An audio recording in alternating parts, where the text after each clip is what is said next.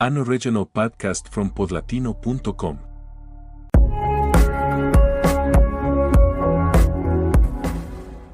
There is a famous photo of Lionel Messi that very few people know.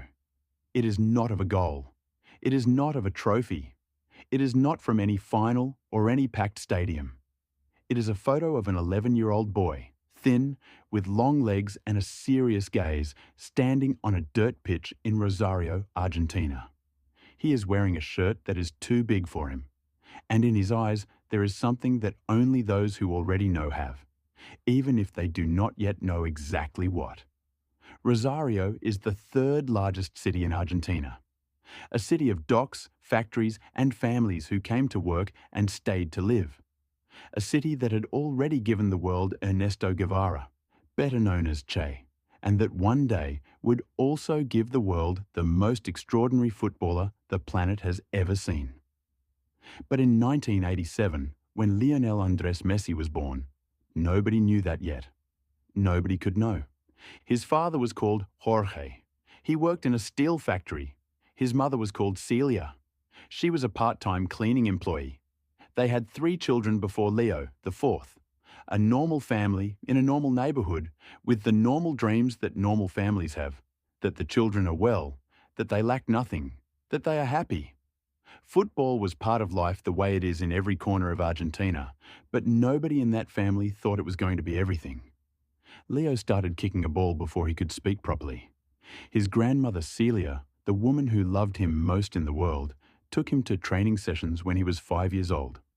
She was his #1 fan, his personal cheerleader, the one who shouted loudest when the boy dribbled past everyone and scored. Years later, when Messi lifted the World Cup in Qatar, he pointed his hand to the sky. Everyone understood who the gesture was for. His grandmother had died in 1998, but he never forgot her. Never. At the Club Grandoli, where it all began, the coach saw something he could not explain in words. That boy did not run like the others. He did not strike the ball like the others. He did not think like the others. There was something in the way he processed the game, in the way his body responded before his mind had finished thinking. That was simply not normal. He was sent to Newell's Old Boys, one of the historic clubs of Rosario.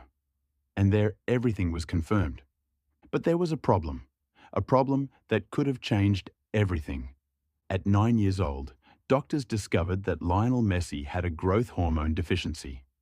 The diagnosis was clear. Without expensive and prolonged treatment, he would not grow as he should. He would remain short, and in elite football, where physiques matter as much as talent, that was seen as a significant obstacle. The treatment cost $900 a month. In the Argentina of the 90s, with the economy as it was, that was a fortune the Messi family did not have. Newell's wanted him, but could not pay for the treatment. River Plate, the biggest club in the country, watched him play and wanted him too. They did not pay either. And then came Barcelona. The story of how FC Barcelona came to sign Lionel Messi is one of those stories that sounds invented but is completely real. Carlos Rexach, the club's sporting director, went to watch the boy in an informal trial. What he saw in those minutes convinced him immediately. This boy was the best player of his age in the world, and he was probably going to remain so. The problem was that there was no time for paperwork, no offices, no bureaucracy to sort out at that moment. The deal had to be sealed before the boy left, and so someone found what was at hand, a paper napkin. And on that napkin, Carlos Rexach signed FC Barcelona's commitment to take charge of Leo Messi's medical treatment in exchange for the boy playing for them. A napkin. The destiny of one of the greatest athletes in history, written on a napkin. The Messi family moved to Barcelona in 2001. Leo was 13 years old. He was leaving behind Rosario, leaving behind his friends, leaving behind everything he knew. He was arriving in a new city, with a different accent, at a football academy where everyone was already good, where competition was fierce and nobody gave you anything for free. The first months were hard. The adjustment was difficult. There were moments of doubt, moments of longing, moments of wanting to go back. But Leo stayed. And he started to train. La Masia, Barcelona's famous academy, has produced some of the best players in history. But even there, among all that talent, Messi stood out in a way that could not be ignored. His teammates remember him as quiet, almost shy, someone who did not talk much but who, when he touched the ball, transformed into another being entirely. Coaches would look at each other after training sessions and shake their heads with that expression that says everything without saying anything. He made his debut for the Barcelona first team at 17 years old. On the 16th of October 2004, he came on against Espanyol. The world did not know it yet, but the most extraordinary era in the history of Spanish football had just begun.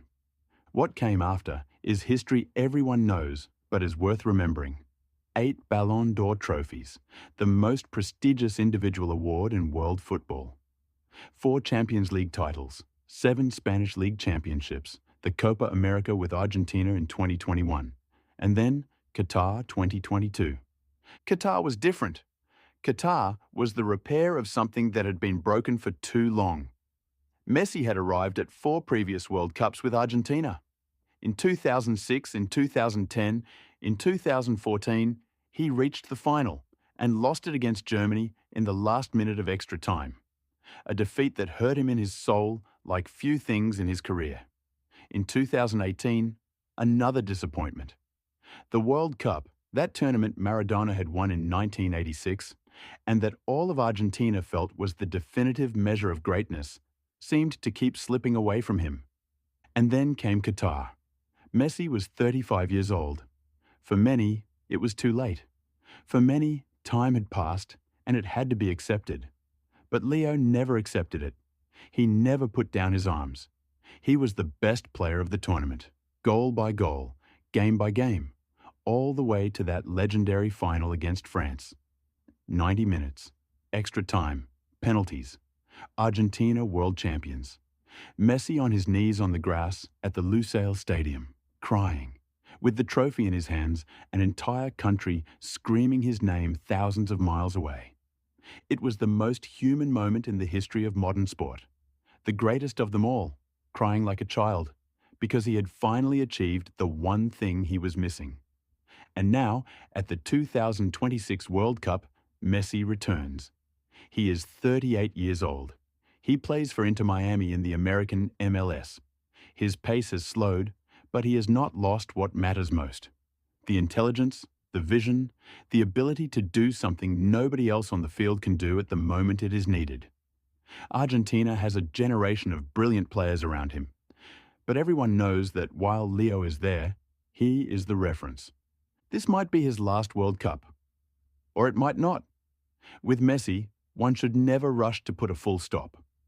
What is certain is that every time he steps onto that field in the blue and white shirt, millions of people around the world will stop whatever they are doing to watch him. Because watching Messi play football is one of those rare privileges that life offers only a few times. A skinny boy from Rosario, a napkin, a medical treatment, a move to Barcelona, 20 years of greatness, and a trophy lifted in tears in the desert of Qatar. This is the story of Lionel Messi, and it is not over yet.